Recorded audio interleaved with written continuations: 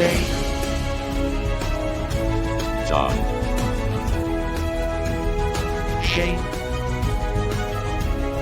Chad,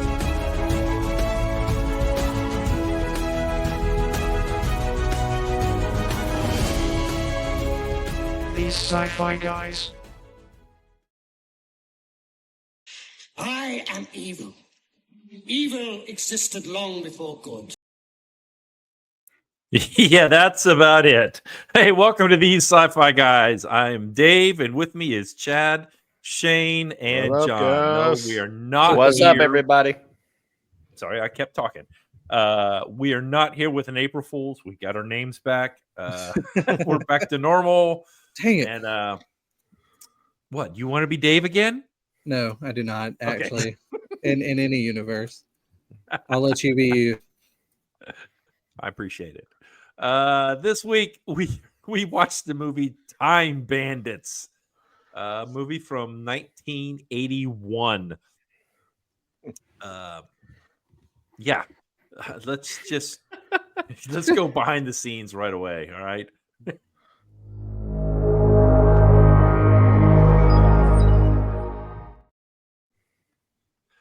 Okay. Time Bandits was a movie where here's the synopsis. All right, I'm starting to do the synopsis again, but they're like one-liners. All right, I don't want to get too deep into them because before I went back and looked at some of the old stuff and it was just way too long. So here you go. Ready? A young boy accidentally joins a band of time-traveling dwarfs as they jump from era to era looking for treasure to steal. That's it. That's the movie. That is it. Check. Yeah. Here, before I get to that part. All right. This movie was one of the weirdest movies I've ever seen when it comes to credits. If you'll note, if you guys ever looked, the top billing credit on this one was John Cleese. And he was in the movie for a total of 2 minutes. Yeah. You know, Sean Connery was third.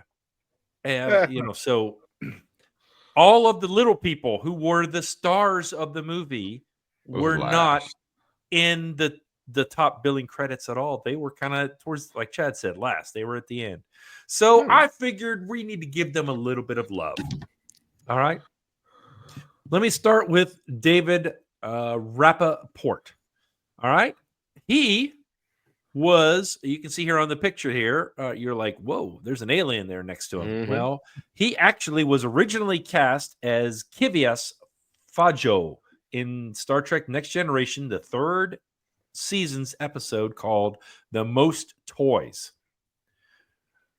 All right. However, he attempted suicide over the weekend after a few days of filming were completed.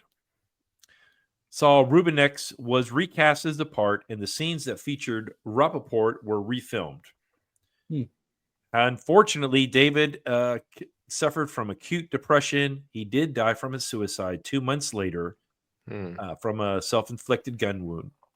And this was in 1990, 2 May 1990. His death occurred just 5 days before The Most Toys premiered. If you want to see his footage, if you actually get the Next Generation Season 3 Blu-rays, it actually has him playing the role rather than the other guy. So, anyway. Kenny Baker. We all know Kenny Baker. Oh, right? yes. Oh, yes. Kenny Baker. All right. He actually he started as a circus and cabaret performer with an entertainer, Jack Purvis, when George Lucas hired him to be the man inside of R2-D2. Baker appeared in all of the first 6 of the Star Wars films, although stock footage was used for much of R2-D2's role in Revenge of the Sith. So you could say he was in Revenge of the Sith too. Okay, he also was Papalo. You can see up there on the picture. That was the Ewok, one of the Ewoks who stole he was the one who stole the Imperial speeder bike, who went flying, that was hanging on. That was Kenny Baker. Yeah, of course. Kenny's like, yeah, hey man, I'm out here to have fun. All right. We've got Malcolm Watson Dixon. All right. He was an actor who played an Ewok warrior in Return of the Jedi also. A lot of his footage was used in the Star Wars video game Battlefront. He also was one of the major characters in Willy Wonka in the Chocolate Factory as a Oompa Loompa. Oompa doopa dee doo. Yeah, okay. I knew somebody was going to start singing this song. Hey, I should have had I'm it good. queued up, but I don't want to had get self-control. copyrighted. Oh, All right. Sorry. Mike Edmonds. He played an Ugnaught in the carbon freezing chamber in Star Wars Episode 5 of The Empire Strikes Back. The producer, Robert Watts, liked his performance so much that he kept him in as he was an Ewok Logray, and also he controlled Jabba the Hutt's tail as a puppeteer. Nice. That was pretty cool. I mean, Yeah. you know, he really took off. He got a lot of stuff just from a tiny role. All right. Now we got Jack Purvis. Jack Purvis was an English actor who he portrayed a Chief Jawa. Oh, I didn't put a picture of a Jawa up there. Okay. So we got Jawa. He was also a power droid in 2 different movies. He was also the Chief Ugnaught in Empire Strikes Back. And he was Tebow in Return of the Jedi.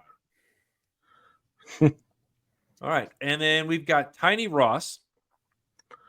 All right. Tiny Ross, as well as several of the other characters, were in one of our favorite movies that we watched this year, Flash Gordon. Mm-hmm. And as they were some of the little people that were in kind of behind the scenes, and you saw that stuff. So fun facts. All right. In the original script, you've got Sean Connery. King, I can't pronounce his name. Eben Midman. Yeah, he was introduced as a warrior who took off his helmet, revealing someone that looks exactly like Sean Connery, or an actor of equal but cheaper stature. The writer and producer and director, Terry Gilliam's surprised the script ended up in Connery's hands, and he expressed interest in the part.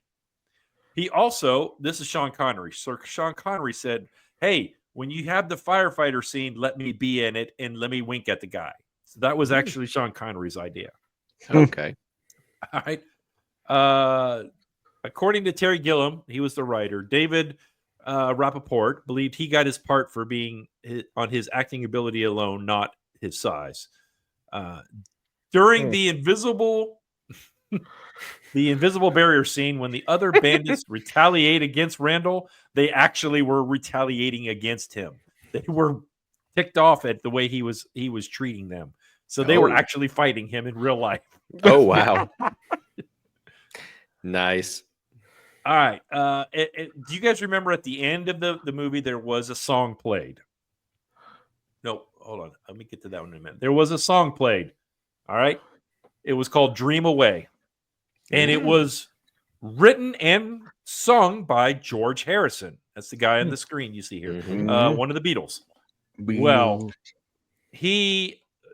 George Harrison said basically because he was one of the executive producers, he put up a lot of money for this movie, as well as Monty Python's film Life of Brian. And he reminded Gilliam, he says, "Hey, without his help, this film or Life of Brian was never going to happen." All right. So let's look at Rotten Tomatoes.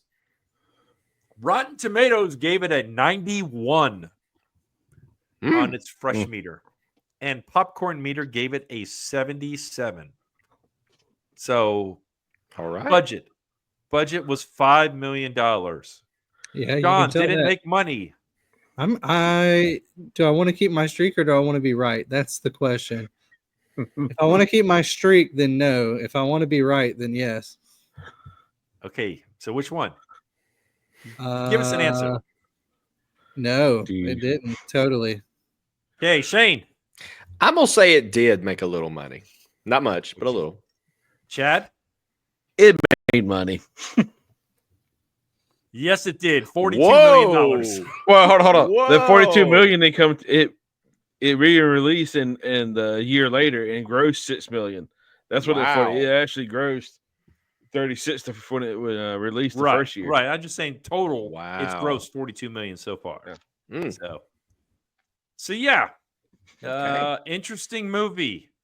So let's go ahead and let me move this over here because Chad's the one that chose this. And I do remember, I think I said it last week that I'd never seen this movie. I was wrong. So I have seen it. I saw it. I think it was a double feature back when I was a kid. I think it was Empire Strikes Back and this were like a double feature or something at our local theater. Because I Interesting. like when the what were they? They were like bowls or whatever, the skeleton heads with and then the thing flew out of their eye. And I just remember that in David Warner's act. So I do remember the movie and then with them swinging, cut it and all that. It was a long, long time ago when I saw it, but let's go ahead and go with our questions.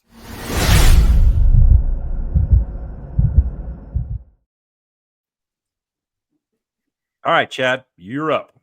All right, guys. So we're going to bring back a old question from last week. Looking at since this was called Time Bandits, let's with this time travel idea, what do you think of this concept? How does this differ from other time travel movies?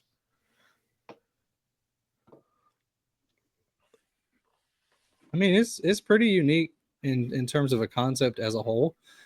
Personally, I like the idea. I definitely think it'd be fleshed out more, but like just these kind of portals opening up at specific times, it's almost more akin to the classic like wormhole theory, and that there are wormholes that lead you through time. And I think that aspect of it I kind of like, especially just the idea that particularly that they have no control over it, because I think understanding any part of time and time travel and the way space works, it would be really hard to actually control time travel. So the fact that these portals kind of lead to a random time, albeit yes, they have a map that kind of shows when they show up and where. I think oftentimes they just land upon them or get close to them and then suddenly it's open. I think there's a lot of reliance on that, but ultimately it's still, to me, more sporadic. Is like there's no real rhyme or reason as to why one portal goes from one time to another, even though they have a map, you know?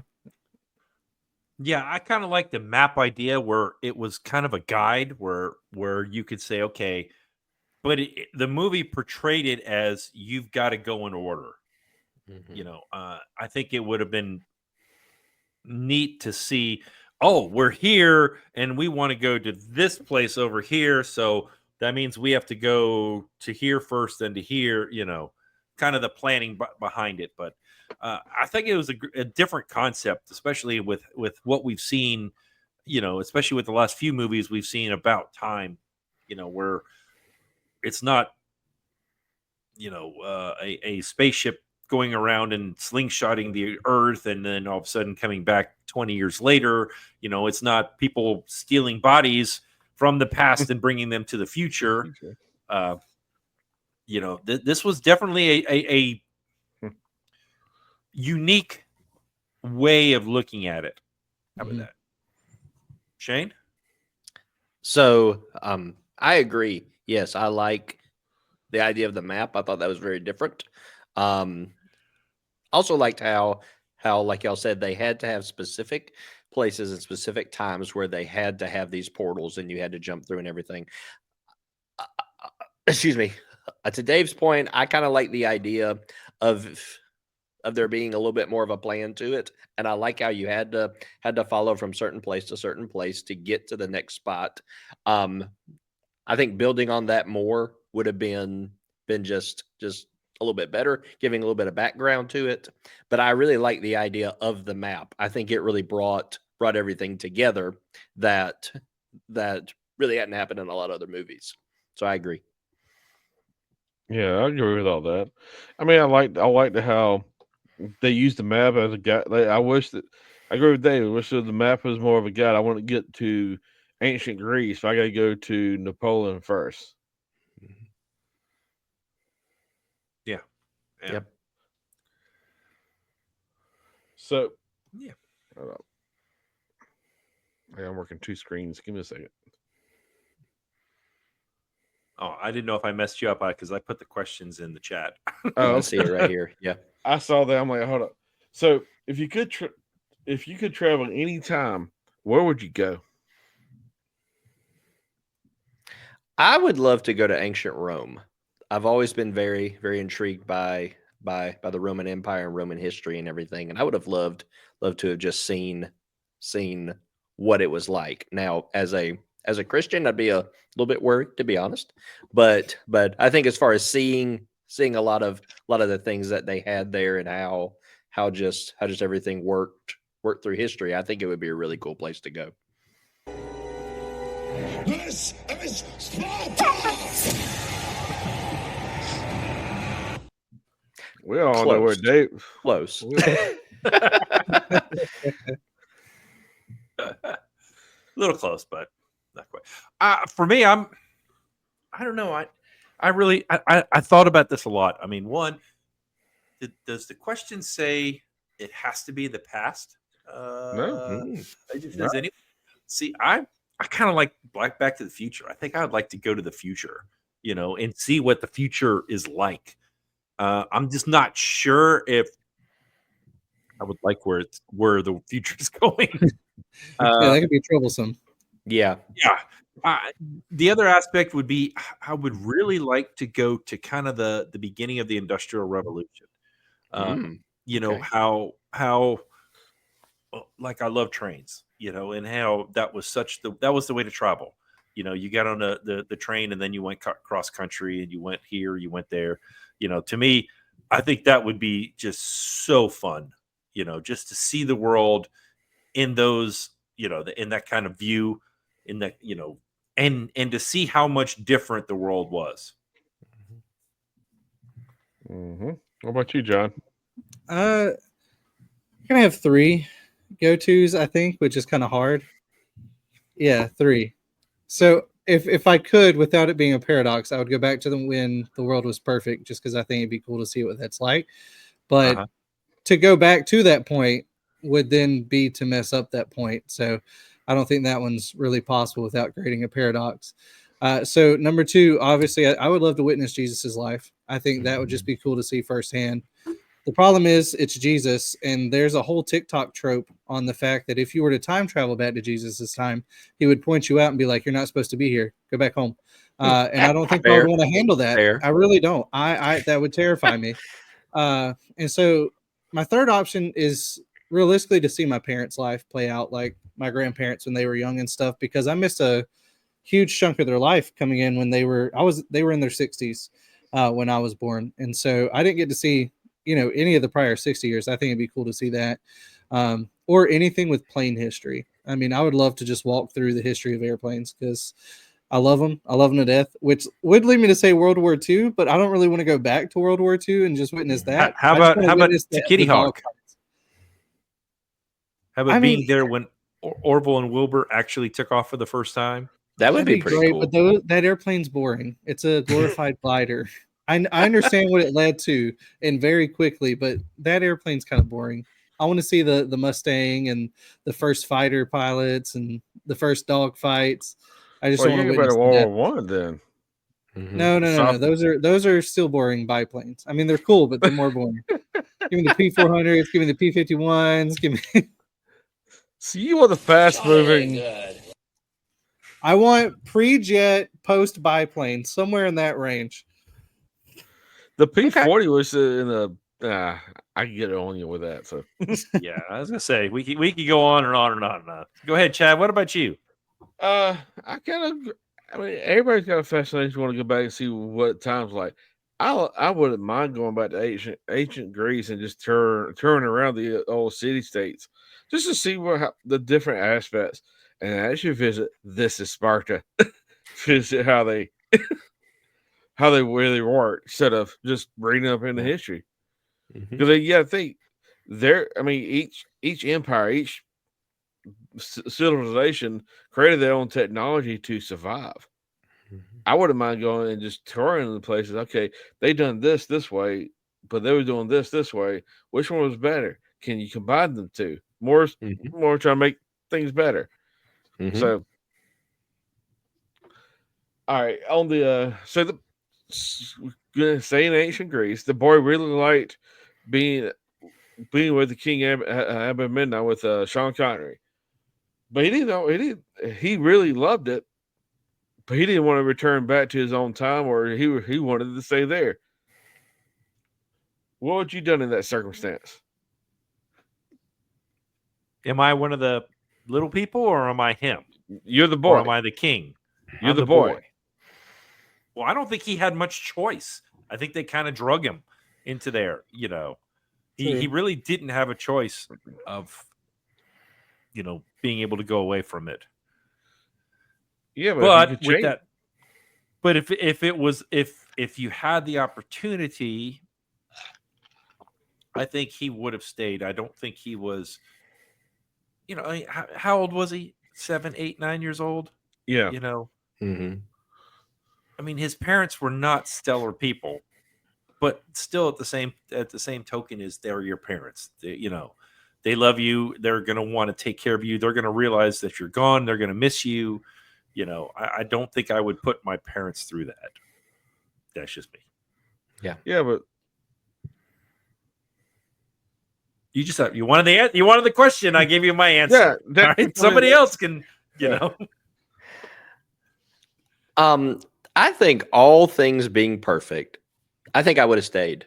I think when you think about the boy's circumstances back home, when you think about his desire to be in that kind of really truly to have more of a father figure than he did at home, to really be able to enjoy that experience, I think if he'd have had the choice, he would have stayed. And if it were me, and all things being perfect, like I said, I think I would have stayed. I think I would have enjoyed living with the king and being a part of that family with that with a mentor like that, a father figure. But again, as Dave said, that's not how it worked out, and he was basically drug into the next spot. But if it were me, I would have stayed. Jolly good. See, I think I'd have to understand the time travel a little more. If we're talking guaranteed returning back to when I left, man, I'd stay as long as I could. I'd live out a whole life there and then just go back to being where I was. And then I'd just have all the memories and it'd be a great time. Me personally, I'd probably get a little homesick after a while. And I definitely get tired of not having technology. But if we're talking I'm in his spot, I'm definitely staying, because that kid had no home life really. So at least not a good one. I mean, he had a house that was good, but they didn't care about him. So yeah, stay with the guy who cares. Absolutely. Yeah, that's Jolly good. I mean, Davis found his new soundbite. Yeah. Well, that was from this movie. So Right. So yeah, I agree. Go ahead, I agree with Shane and John on this. But the boy's circumstance at the house was mere just surviving. The parents, here, supper. All right, go to bed. Keep quiet up there. And just really cared about what they cared about, just watching the game shows about to come on, or something else about to be there. And didn't believe the kids something came out of the closet. And we finally found somebody that took interest in father figure and want to teach him things about how to do it. He wanted to be there. He strived and wanted the father attention. With that said, I don't think he had a choice. Yeah, to go with the little friends. Oh, come on, will you come with me? So either which way, he'll still be longer from home if he stayed there for a while. So it's a catch-22 on that. So last question: what did y'all think about the ending?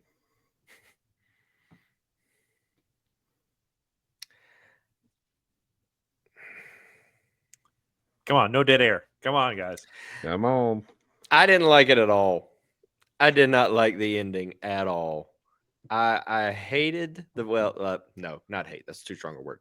I really did not like how even though the parents were not good parents, how they blew up at the end, and he was left there with nothing and everything. I really did not like that at all. I'm with you, Shane. I didn't. I mean, especially when I was doing the behind the scenes stuff, is they didn't want that originally as the ending. However, when they test screened it, all the kids were like, "Yes, the parents blew up," so they kept it.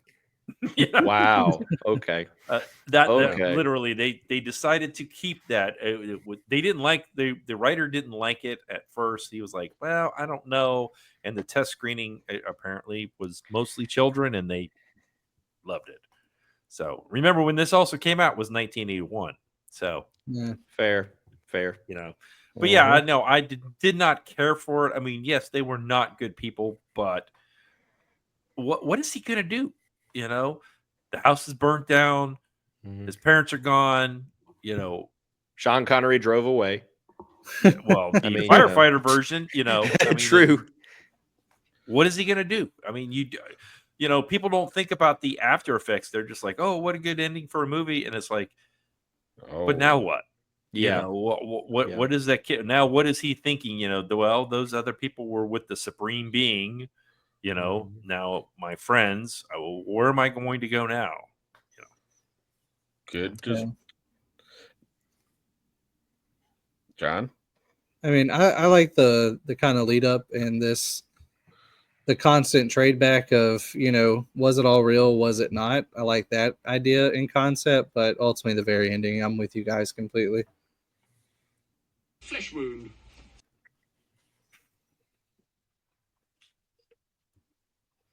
all right, you got any more questions, Chad? Yeah, and I was up with mine. Like I agree with that. The ending was not great, but just I'll talk about a little bit more on fixings. But the ending was great. It wasn't great. Just leaving the kid there without parents.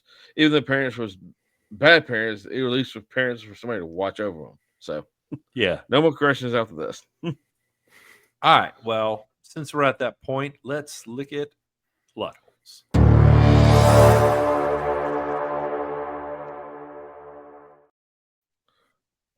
All right. Did you guys see anything that you want to talk about here in the plot hole section? I was like, this one wasn't nearly as bad as some as Yeah. we watched in terms of plot holes, because it set up a sequential plot, which worked well for it. If anything, I mean, maybe just the fact that they show up in a random kid's room, but they did show up in a lot of random people's places, and at least from the perspective of the places they landed. Now, to them, again, they're following a sequential plot, but I don't know. I didn't see a whole lot of major ones in this one. Yeah, I didn't either. I mean, I saw a couple, like when they came and took him out of the bed when he was with King Amnimon, then next thing you know, he has his bag around his shoulder. You know, it's like, well, you never saw him pick it up or anything. They grabbed him. So would they have grabbed his bag? You know, that's that honestly, that was like the only thing I could see. You know, and then of course, part of me was like, okay, hey, you're going to go through from all these places. What are you going to do with all this gold? You stole it all. You're going to carry it around with you forever? You know, you need to be selling it. I mean, shouldn't that have been your plan? Is okay, we steal from Napoleon. Now we're going to go to here and sell it or something, you know. That was, I agree with that. They're just trying to trudge all this stuff around. Even in that first like move through a hole, and I'm like, they're just trudging around all this stuff. Like, how's that going to work at all? Yeah. Each person grab one thing and carry. Just instead of carrying a big tapestry full of plates and stuff, or do just coins. You know, something you can just do. I mean, they like, had those huge pockets all over their little uniforms. So, you know, get coins and then stuff. I agree with the little plot holes there. It worked out. I agree with John with just randomly showing up in that kid's room. What history? I mean, it looks like he was going to ask after stuff in history. So why they was just in that kid's room? The first night was a night trolling through. Didn't know where that came from. And then all of a sudden, you're right. That was another thing. Why did that happen first, and then they came through? So I didn't Yeah. get that either. And then it turned into a picture. So after he left with the little people, did they all just show up as a picture on the wall? I don't know.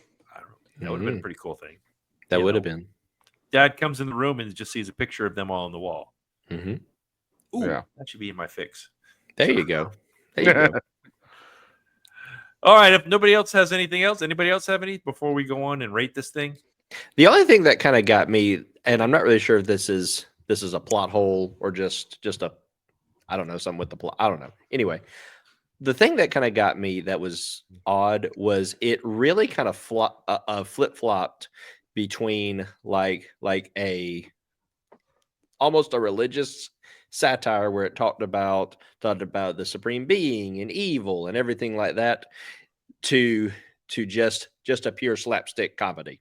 And it kind of went back and forth on that to me, and I wish they would have stuck in one area. I felt like I think this was Monty Python Goes Through Time is kind of how I would. True. You know, yeah. It was. You know, obviously I said earlier in the behind the scenes stuff. You know, George Harrison was pushed them to help with The Life of Brian, which is another Monty Python movie. So I got a lot, and a lot of the actors were Monty Python people. Yeah. You know, so I just think it was the style was kind of Monty Python-ish. Yeah. So True. Which we'll now discuss as we rate this.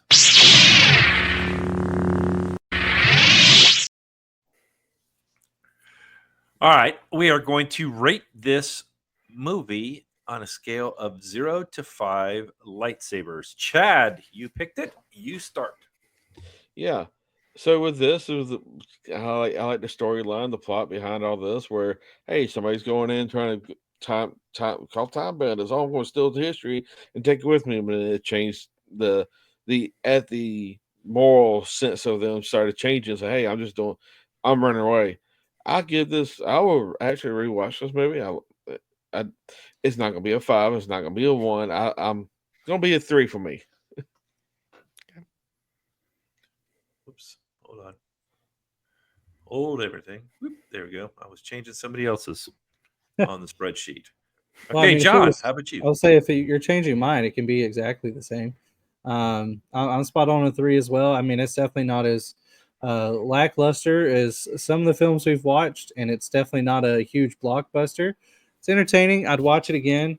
But I will say, having seen an updated version of it, which, by the way, the show almost follows this plot to a T. I hadn't gotten real far into the show, but a lot of the first few places they follow are that. Seeing an updated version of it, I see what it could be. And so I definitely couldn't rate it higher than 3, but I don't think I could go much lower either. Okay, Shane, you're up. Okay, so this may be my movie to be a little ruthless on. I'll be totally honest. I really did not enjoy the movie, which is strange because I'm a huge fan of the movie. Excuse me, of the movie. I'm a Monty Python and the Holy Grail. I love that movie, which is kind of odd that I don't really like this one. Was very trippy to me. Talking about it here, I'm going to rate it a little bit higher than I was going to, just because really talking about some of the plot points and really kind of going through it. But I'm really not sure that I would rewatch this again. It just didn't hit me, and it may just be just my own personal style, because there's not really anything wrong with it, except for the ending. I have a big problem with the ending, but I will give this a 1.5. This is going to bring him back down to the rest of our averages. Yeah. Yeah, because I'm usually not the ruthless one. No. If you want ruthless, you're going to get ruthless here. All right. I am very much like you, Shane. I like Monty Python and the Holy Grail, as you can tell by a lot of my drops. that we've got in here. Away, or I shall taunt you a second time. I fart in your general direction. Classic. I mean, I really like Monty Python and the Holy Grail. This was hot garbage. I'm sorry. I did see it when I was a kid, and there is a reason why I don't own it. I did not like it. I mean, I like the little people. I love David Warner. David Warner as the evil guy. He is the only redeeming quality in this entire movie. I'm giving this a 0. I would rather watch Doom than watch this. Wow. I Wow, just I say it a very, lot. very polarizing movie. I see. Wow. I mean, it is a very polarizing movie, and it. I mean, again, it's everything that we've done this year. I'm going back to what I've rated other stuff with, and I'm like, okay, compared to the Core, how was this? Oh, I'd rather watch the Core. Okay, compared to the Martian, I'd rather watch the Martian. Compared to Free Jack, I'd rather watch Free Jack. Compared to Doom, I'd rather watch Doom. Even Soldier and Doom, I'd rather watch those than this. So this gets a Fair. 0 for me. Fair. Now, with all that being said, how are we going to fix or improve this?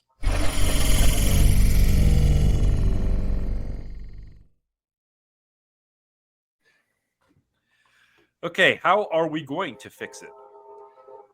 Hey, I have some. Oh, I heard a train. I thought that was did me too. again. I did not hit that drop.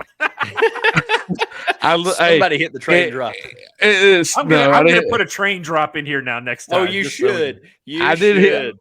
I live close by the train track, so when they go by, they blow the horn. So I'm. Oh yeah. There you go. So I have some actual fixes this time instead of my John. completely change the plot. Although I do still have that theory as well. Generally, I say fix the whole parental situation. I think, I don't know, make them normal parents. Maybe have a subplot where they're trying to find him the whole time, and maybe they're getting hints just through, the annals of history. Like maybe they go to a museum because that's his favorite spot, and they see a drawing. And he's like in the background of it. And then they just find these little hints throughout the film and just make them care. I think that would be real interesting. I think obviously fix the ending, of course. And then my completely off the wall, change the plot entirely. I think if we're going to do time travel, we got to go full blown TVA, every other time travel movie. If you mess with something, it screws up everything. And I know it's been done time and time again.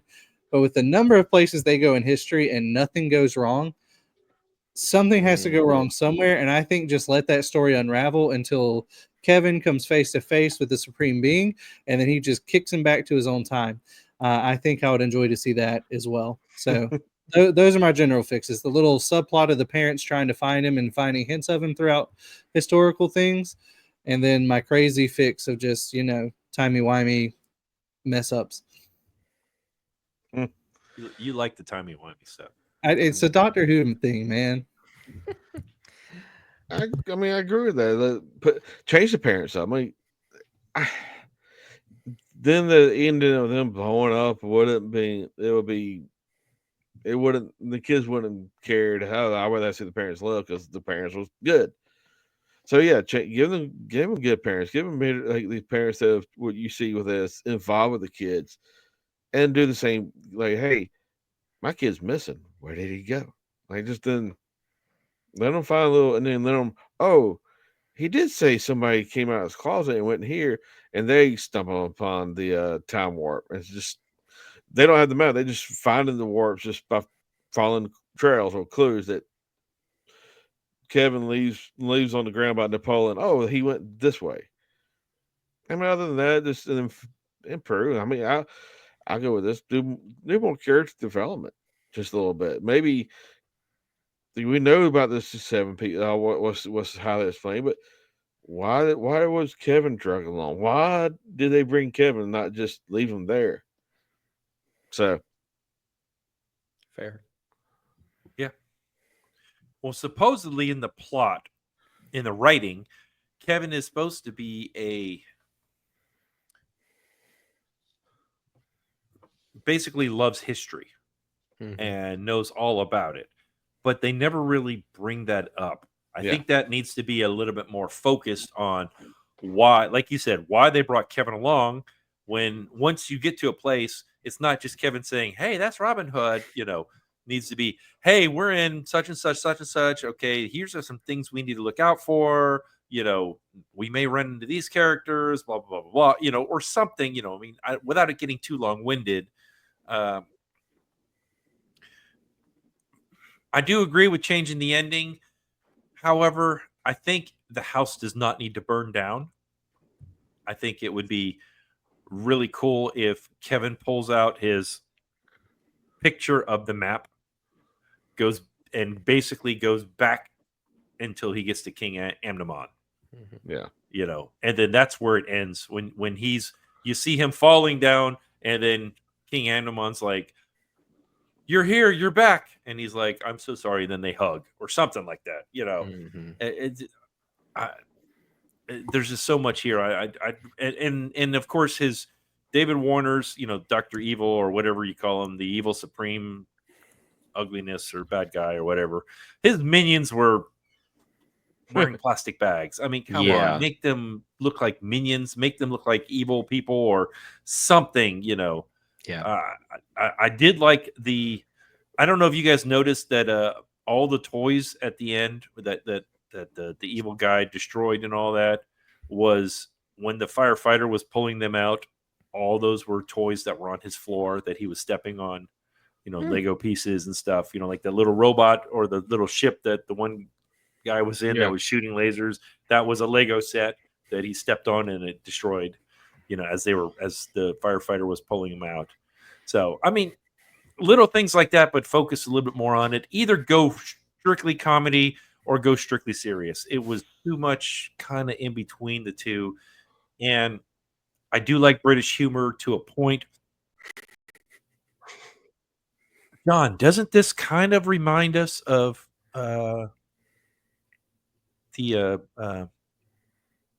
Hitchhiker's Guide a little bit? Yeah. There's a lot of missed humor just because of where we live. Yeah. So I think that's probably why Rotten Tomatoes gave it such a high rating. And I think it's just maybe because we're Americans and we just don't always get British humor. True. Some of it we get a lot. Other ones we're just like, and maybe that's just it. We're just not getting it. But those would be my fixes. So Shane, I think you're the only one left. So I'll move past the obvious fix of just don't make the movie. I'll move past that. I'll just be honest. That'd be fine with me. I'll just be honest. Now I will say I did really enjoy the acting of the bandits when they were going through. I really enjoyed their acting. I thought they had good humor. But I just, okay, two major things. We've talked about the ending a little bit, but just to kind of piggyback on what Dave was saying, if you did have to have the house burned down and you did have to have the parents blow up, which I still don't understand why they listened to that focus group. That was a bad decision. But if you have to have that happen, when all of this happens and he's trying to figure out what's going on, open a portal that he steps through that takes him back to Greece, where the king was, where he wanted to be, as kind of the supreme being, kind of like throwing him a bone. Be like, listen, this happened. Here you go. Here's your portal. And he steps through it, takes him back there. They all live happily ever after. The other thing is, can we make the supreme being not a jerk? Yes. Can we please make him not a jerk? He was so not likable. And I'm like, what in the world? We have waited for this. And then he's just a jerk to everybody. I don't understand that. So again, it could be British humor. I don't know. But I really didn't like that. I really didn't like him being a jerk. And I think the only thing that could have helped with that is if he would have just like thrown him a portal there at the end, if his parents had to blow up, which I still don't think that was a good decision. See, some of these they actually do fix in the show. It's almost like we get really famous at some point, somebody listens to this one, and they go back Someone in went time back and in recreate time. the show. There you go. There you go. Because the whole There you Kevin go. being knowledgeable thing, it's one Yeah. of the main parts of the show, and they make it a little more like, let's learn about the history while still going through this timeline. The Supreme Being, at least from the start's more of a jerk. Either that or the evil ones actually coming after them. Again, I only made it like 3 episodes in, and that was before we had even set this to talk about. But either the Supreme Being's completely a jerk from the beginning on the show, or the evil one's the one chasing them the whole time. I'm Yeah. not entirely sure. Again, haven't made it far enough into it. But it is like they listened to a lot of that, and they went back and fixed some things when they made the show. So Yeah. I just wanted to add that little tidbit because Yeah. I know at least the knowledge part, they're like, nah, Kevin knows the stuff, man. Yeah. And two, that would have been really, really cool, like y'all said, as he was going from place to place, because he's such a history buff. And they did kind of talk about it a little bit when he was sitting at the counter. He was looking through the books or magazines or whatever they were while his parents were glued to the TV. They kind of hinted that. But as he went from place to place, he could be kind of a guide. He could he knows what's going on in this just because he loves history, and he can move them through. So that would have been cool. I'm actually interested in the show now to see if it's any. I mean, John, you're saying it's better than this. I'm or- saying it's better than this. I'm not going to say it's the best thing I've ever watched. It is definitely geared more towards children as an audience, but it is still, it follows this plot line enough that when I first started the movie, I was like, oh, I've seen this all before. So, but it does add a little bit more information because it's it's a longer format. Mm-hmm. Right. I mean, and you Yeah. could go to more places too. That's the advantage of that is, you can hit more than 2 minutes on the Titanic. You can, and then Greece, and then Napoleon. You could Yeah. And get they into World definitely War went I, different places. World War 'cause II. Yeah. They, I know within the first couple of jumps, they end up with pirates, and so I know they make different jumps and probably more. I just don't know where the show's going to take it. That is separate from the movie. Yeah. Yeah, I agree with. I mean, if I think somebody did listen to, hey, let's turn this into a series instead of doing a movie. Mm-hmm. Yeah. Well, how many? Let's just throw it out there. How many TV series that were based on a movie turned out better than the movie? Mhm. Stargate SG-1. I'll just Yeah. throw that one out there. I thought the TV series was so much better than the movie. The movie Mhm. started it all, but it maybe get this into it. one is another one. Yeah. Maybe so. Yeah. Yeah. Click the button. Direct to Enterprise. Please contact us. Tell us if you agree with our ratings or how you would fix or improve this movie, or if there's a movie that you would like us to review. The easiest way to do that is if you're watching us on YouTube is to comment below. For those of you that are audio only listeners, you can reach us on either X or Facebook at TheseSciFiGuys. Or you could email us TheseSciFiGuys@gmail.com. Yeah, I click on it and it does nothing. So that's why there was like that dead air part for a second there. Okay, Yeah. waiting for Okay. it. Wait for it. Wait for it. Yeah. All right. Next time we will. Jolly good. Yeah. Jolly good. Next time we are not doing Monty Python. Oh, man. Who Oh, you picked out wish. the next movie? I think it was John. Yeah. John, you picked out Yeah. our next movie. You want to tell us what it's going to be? I'm confident it's Blade Runner, correct? Finally. Yes, it is. Finally. We are Yeah, doing- another one to add to my list of movies I have watched because I definitely haven't yet, and I'm excited. I'm very excited for this one. I have not seen this one in a while. Yeah, me too. I know when it first came out, it was not as acclaimed as it is now. It got its, I don't want to say cult following, but it got its following way later after the movie was released in theaters. So I'm looking forward to it. I have not seen this again in years. Chad, you're the same way, I'm assuming, right? Or Yeah. have you seen it recently? I haven't seen it recently. I haven't seen it in years. It's gonna be good to watch, rewatch. Yeah, I can vaguely remember parts of it. You know, I'm not going to say anything because I want John and Shane to come into it with fresh faces. You know, and just be like, you know, what? They did that? Yeah, Mind blown. mind blown. So anyway, well, remember, no matter where you go, there you are. Until next time, everybody. Crash and burn. These Sci-Fi Guys is an independent broadcast by The Sci-Fi Guy Productions. Super Epic is music courtesy of Alexander Nakarada and is found on creatorchords.com.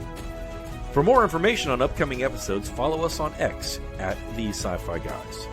For our audio-only listeners, you can find us on Spotify and Apple Podcasts. Like, subscribe, or leave a comment to let us know how we're doing.